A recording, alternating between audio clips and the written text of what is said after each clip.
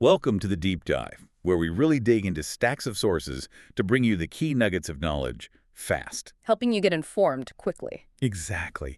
And today, we've got something special. It's a journey sent in by one of our listeners, The Learner, a really fascinating case study. Yeah, it sounds like one that challenges quite a few assumptions about, faith and identity.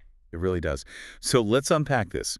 We're looking at the life of a young Moroccan Muslim woman who's living in France. Okay. Her path weaves together threads from multiple faiths, and it gives us some, well, pretty surprising insights into spirituality, karma, identity. So born in Morocco, raised Muslim in France, and then she encounters something different. Precisely.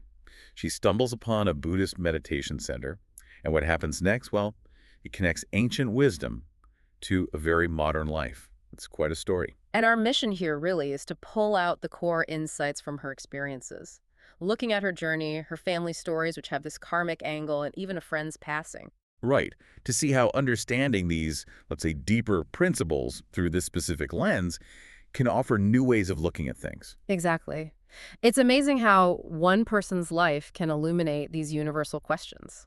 The search for meaning, cause, and effect. Okay, so let's start with her background.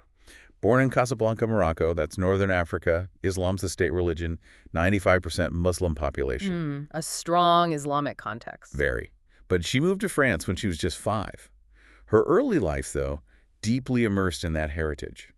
Intense Arabic and Islamic studies. So she was really grounded in her faith and culture from the start. Absolutely. And then, well, the unexpected happens. September 2004, she's walking in Strasbourg, France. Okay. And sees a sign, Wat Fra Dhammakaya Strasbourg. A Buddhist meditation center. Just like that. Out of the blue. Yeah. And she described feeling this immense surprise and great interest that this place even existed and offered meditation in French every Wednesday. Wow. So it wasn't something she was looking for, necessarily. It doesn't seem like it. It just sort of appeared on her path. And her reaction to it, her perspective, is quite revealing, isn't it? It really is. She developed this profound respect for Buddhist monks. Even as a Muslim. Yes. Her reasoning was fascinating. She saw it as incredibly difficult, to abandon worldly comforts, to eliminate inner defilements, those mental impurities. That's a deep insight, seeing the core of the monastic commitment. Right, and she saw them teaching without expectation, acting as, and this is her quote, symbols of good people and spiritual teachers of the world, like the sun's the light of the world, not a small lamp in the dark. That's quite poetic. Powerful. It's a perspective that, might challenge even some people born into Buddhism. It definitely raises questions. How does someone from one faith grasp the essence of another's path so deeply? And what was driving her to meditate? What was she looking for? Inner peace and true freedom. She was very clear about that. Not the superficial stuff like money or possessions. So a deeper quest beyond just daily life concerns. Exactly. Which leads to our overall philosophy, which is pretty groundbreaking, I think. Go on. She basically said, when we find something good, why should we block ourselves with prejudice? We should open ourselves to good things in life. That's incredibly open-minded, especially considering how divided the world can be over faith. Right. And she sees meditation as neutral. Good for everyone, regardless of nation, language, religion. Not learning another religion, but learning another way to calm the mind. That's her view. Precisely. She explicitly said we shouldn't let beliefs or prejudices be a wall blocking our hearts from learning new truths. That's a powerful message for everyone, really. Makes you think about your own walls, doesn't it? It really does. Yeah. And her dedication, well, it speaks volumes. The 15 months. Yeah. For a year and 3 months straight, she went to the evening chanting and meditation every single day. Wow. That's serious commitment, not just dipping a toe in. Not at all. She even memorized the evening chanting perfectly. Think about that discipline. It shows a profound inner drive, doesn't it? Beyond just curiosity. And she didn't just show up. She got involved. Helped organize things at the temple, arranged flowers. Prepared food for the monks. Yep. Participated in events, like folding peace birds for the Thai king's birthday. She even observed the 8 precepts during a New Year's retreat. Ah, the 8 precepts. That's a step up in discipline from the usual 5, often taken during intensive practice periods. Right, so she was fully embracing the community and its practices. And then there's the double fast thing. That's quite extraordinary. Explain that a bit more. Well, she's observing Ramadan, right, so fasting during the day, eating only at night. Right. But at the same time, she's observing the 8 precepts, which includes not eating after midday until the next morning. So she's combining the daytime fast of Ramadan with the afternoon and night fast of the 8 precepts. Exactly. Think about the physical and mental rigor of that. It's a synthesis of two very demanding spiritual disciplines. Very few people would even attempt that. It shows incredible commitment to both her roots and her new path. A real integration. And importantly, she didn't abandon Islam. Still doesn't eat pork, no alcohol, prays with Muslim friends, studies the Quran. So she's living both. Yes, and simultaneously, she's watching DMC, the Dhamma Meditation Channel, daily, even during Ramadan. And she admires Luang Por, the senior monk. Deeply. Finds him joyful, his teachings captivating. You know, her journey really highlights something important. Spiritual exploration doesn't always mean choosing one path and ditching another. It can be additive, enriching. Exactly. It can enrich what you already have, lead to a more integrated understanding. It shows how different practices can maybe surprisingly complement each other. It's a powerful example. Yeah. But her individual journey is just one piece. To really get it, we need to look at her family, right? Yes, the context she came from, especially since she felt disconnected from them. This is where the karmic perspective comes in strongly. Okay, so her father, he had a difficult past. Very intense drinker, smoker, though he did quit later, but known for a really volatile temper. Violent, irritable, expected strict obedience from the kids. Yes, and he and the mother had an arranged marriage. So the karmic view on his temper, what's the explanation there? It's seen as more than just personality. It's a disposition carried over from previous lives, a deep-seated pattern rooted in past actions and intentions. Like an energy he brought with him. Sort of, yes. And the past drinking and smoking, well, that could link to current health problems. And in this framework, if those images dominated his mind at death, It could affect his rebirth? potentially leading to lower realms or maybe a specific kind of less than ideal celestial being. An ogre in the lowest heaven is the term used here. So the advice would be? Forget the past mistakes, avoid slipping back into old habits, and try meditation, seen here as a universal tool for peace and reducing that irritability. Okay. And her mother? Her childhood wasn't easy either. No, adopted twice by relatives who loved her, which is important. But then a dog attack at age 5. Yes, vicious attacks, severe wounds, and later she also had an arranged marriage, like the father. So karmic explanations for these things, being raised by others. The idea is it resonates with a past life where she gave her own child to be raised by others, but her good karma, helping relatives in the past, meant she was raised with love this time, not abandoned. Okay. And the dog attack. That seems so random and cruel. From this perspective, not random. The dog is seen as a past enemy, specifically a human she had badly beaten, but not killed, in a previous life. So the roles reversed. The dog got revenge. That's the karmic interpretation, yes. An eye for an eye across lifetimes, essentially. And the arranged marriage. Linked to a past agricultural life where she arranged her own children's marriages without their consent. That action created the karma for her to experience something similar. It really paints a picture of actions having very specific mirroring consequences, doesn't it? Even across vast stretches of time. That's a core principle here, yes. Actions and consequences echoing each other. And then there's the great-grandmother. Husband left her, she fell, broke her hip, suffered for years. A lot of pain there, emotional and physical. And her afterlife state. You mentioned being able to look into that. Yes, based on the insights from this tradition, she's described as a lower-level deva or Brahma deva. A celestial being, but not in a great place. Right. It's not hell, but it's difficult. Incomplete food, run-down house, just kind of existing day-to-day, aimless. Without knowing what to do next. Exactly. Still searching for God based on her earthly beliefs, but unable to find it and not knowing what else to seek. Just sort of stuck. Wow. And no message for the living? No. Seems she's too caught up in her own state of aimless wandering, reflecting that unresolved yearning from Earth. This really opens up a whole different way of thinking about life, death, and what comes after. It certainly does. It suggests our inner state, our beliefs, our actions have consequences far beyond what we might normally consider. Which brings us to her friend, the Thai Muslim friend in France who died of leukemia. Yes, another poignant story.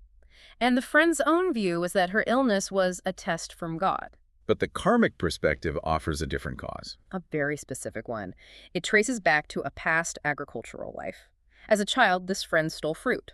Okay, childhood mistake. But when caught and beaten by the owner, the child reacted with intense revenge.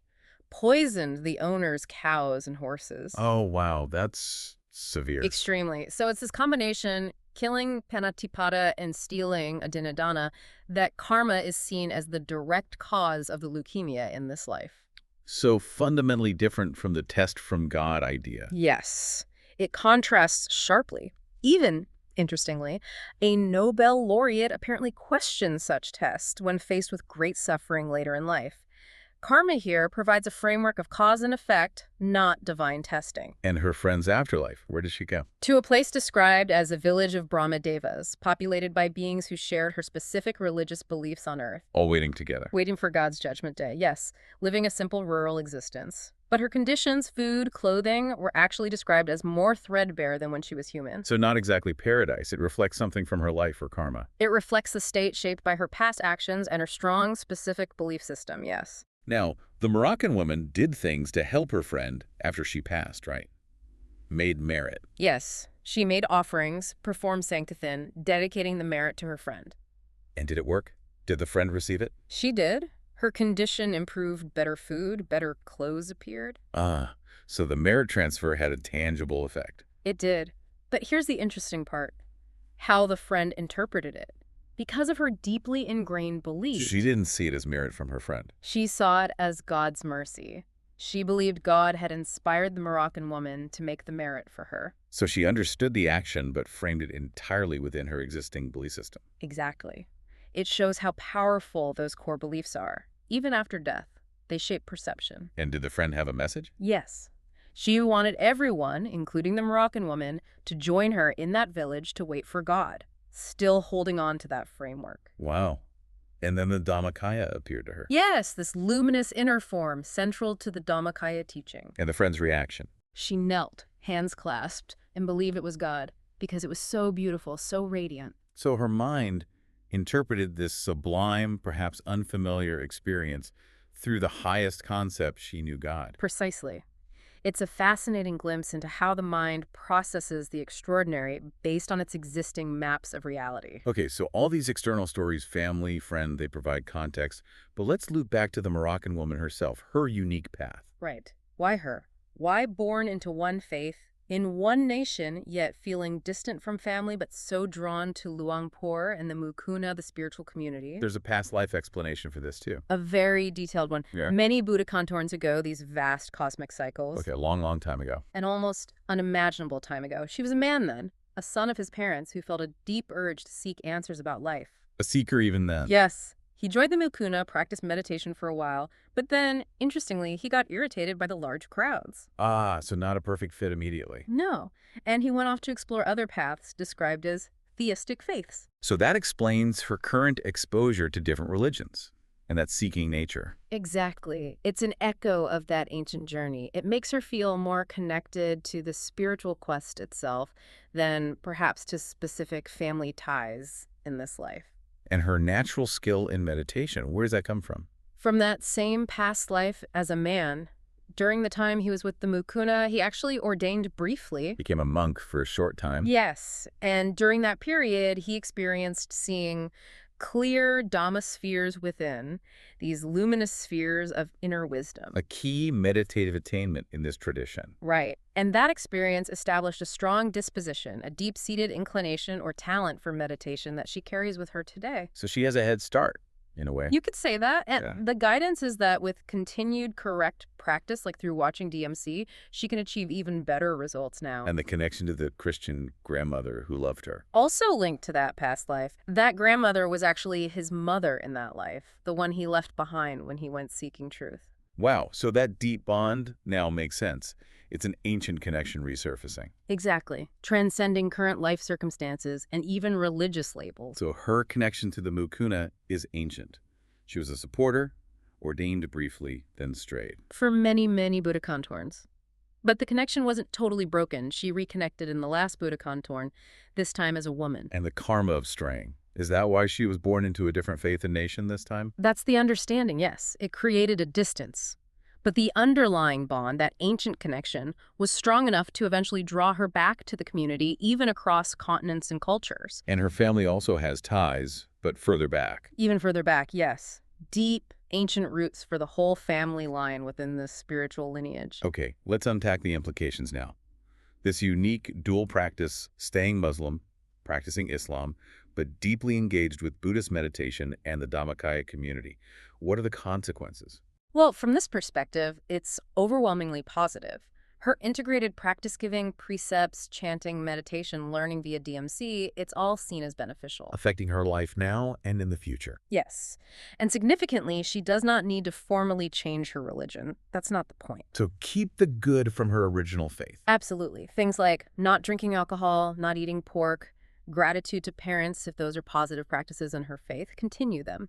The idea is to embrace new knowledge for greater purity, completeness, happiness. And additive approach again. Exactly. And this integrated path, it potentially allows her to aim for rebirth in Dusat Puri, Which is? a high celestial realm in this cosmology, a place associated with bodhisattvas, beings dedicated to enlightenment for all, and other highly virtuous individuals pursuing spiritual perfection. And if she makes aspirations, like daily wishes. If she consistently aspires, makes the intention to be reborn where the Dhammakaya Buddha's teachings flourish, that focused intention itself is seen as a powerful force that will shape her future and eventually manifest. She also has this Kalyanamitra karma, a spiritual friend. Yes, from a past Buddha contorn.